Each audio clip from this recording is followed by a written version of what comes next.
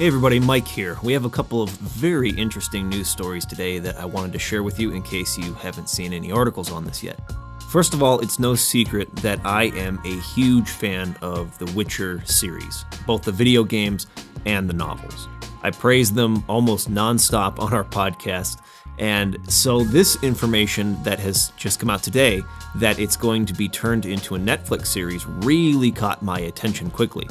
As I looked further into it, there are a few things that have been said that make me very excited about the potential for this series and where it might be going. First of all, I think it's really important that the author of the series, Polish author Andrzej Sapkowski, is involved creatively with the show. He's going to be serving as a creative consultant, probably pretty similar to what George R.R. Martin did for the early seasons of Game of Thrones. Nothing's been said about whether he'll do any writing, like screenwriting for it. Probably not, because this is actually going to be an English language version for Netflix, and he's Polish, obviously, so I would not expect that he would do any writing for this. But as far as consulting on how they should portray characters and that sort of thing, I'm sure that he will have a significant role in basically bringing that aspect of the story to life. So that's really, really cool. I think that that's great. He has a quote here.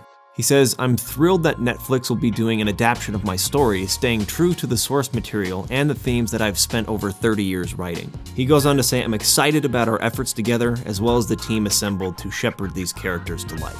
So the fact that he is on board, he's excited about it, and given, again, the way that he's talked about his stories in the past and the way that they have been adapted, at least to the video games, if he's feeling confident and he's feeling good about this, then that means, in my mind, that they're going, at least at the moment, in a very good direction. So the next question is, okay, who's going to be doing this?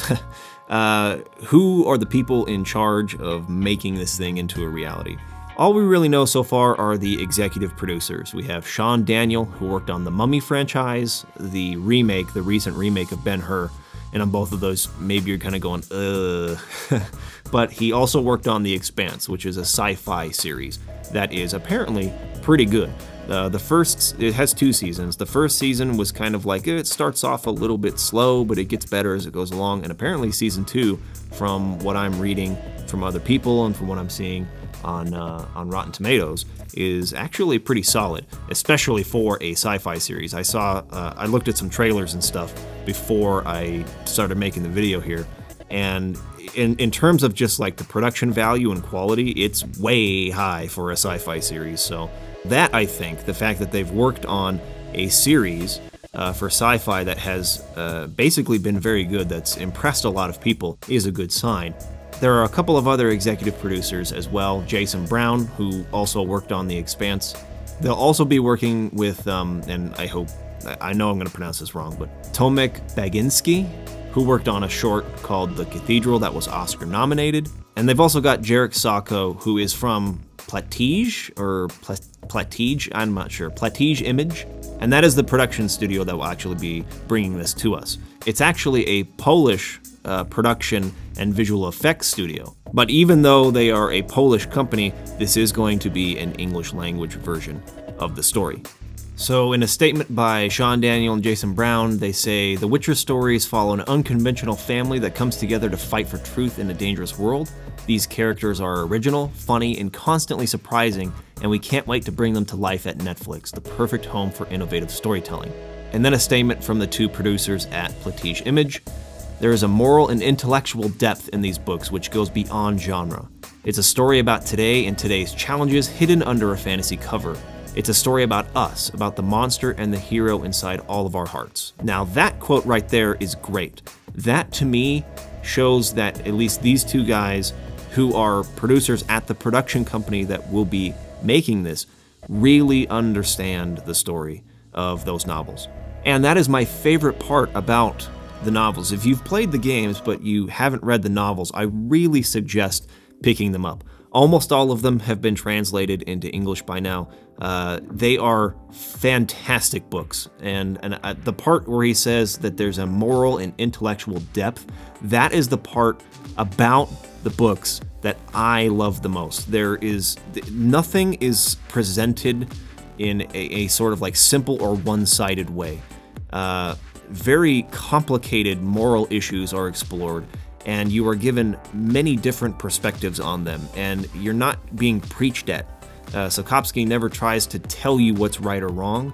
He simply gives you the perspective of these flawed but likable characters, and there's a lot of debate between them, and it leaves you feeling a bit conflicted. It feels very real in the way that he presents the issues, and that part, if they are retaining that part in the show, which I think is exactly at the heart of what The Witcher is doing in its storytelling, then I am totally on board. I think this is going to be great, and I'm super happy that it's coming to Netflix. Alright, moving on into other news, we have some Final Fantasy news for you today. So the director of Final Fantasy XII, The Zodiac Age, Takashi Katano, did an interview with IB Times in the UK and spoke a little bit about possible future remakes of Final Fantasy games. Basically what he's saying is that anything, PS2 era and afterwards would fit well for a remaster. Like the visuals can be kind of scaled up to HD in a way that would look satisfying. But if they were to go into previous eras, I would think more specifically into the PlayStation 1 era, remasters aren't really the answer for that. That would be something that they would look more for a remake. So his direct quote is, "You look at the other titles in the series, and technologically anything before the PS2 era is going to be quite difficult to do a modern remaster of to a suitable level of quality. That means a future game is far more likely to be a remake." He then commented on which game they would do next as a remake after Final Fantasy VII, and he says we really have to hear their voices on that. So of course, predictably, they'd be looking to fans to provide which one is in the most demand, Final Fantasy VI, Final Fantasy VIII, or Final Fantasy IX, basically. We're gonna have to see how the Final Fantasy VII remake does before I think there's any chance of them talking about remakes of any of the other games, for sure. But if it's a really big success and they start looking for another one to do, in my opinion, I think the next step is definitely a Final Fantasy VI remake. A bunch of the NES and SNES games, basically 1 through 4, got some kind of modern treatment, or at least visual upgrade on the Game Boy Advance and the PSP and even the Nintendo DS. Final Fantasy IV has been remade like a bunch of times, and they sort of just glossed over 5 and 6. They gave, you have the mobile ones that I'm not a really big fan of the art style in those, so I would love to see a proper remake treatment given to 6. But before we get ahead of ourselves, let's just go ahead and see how this Final Fantasy VII remake does first. See if they can sort of recapture the magic of that original game, and if so, then let's see what they can do after that. But my first pick would definitely be Final Fantasy VI. Alright, that's it for today. Just wanted to share those 2 stories with you. Let me know what you guys think of these things in the comments. I'm super stoked for this Witcher Netflix series. I think it's going to be pretty great. If you like what we're doing here on the channel, you want to see us do more of these kinds of videos, please let us know in the comments. Please subscribe if you liked what you've seen, and consider supporting us on Patreon. The support we receive on Patreon is so amazing, and we just want to thank everybody who believes in what we're doing and who wants to contribute and help us continue to do it. Alright guys, thanks for watching, and we'll see you again really soon.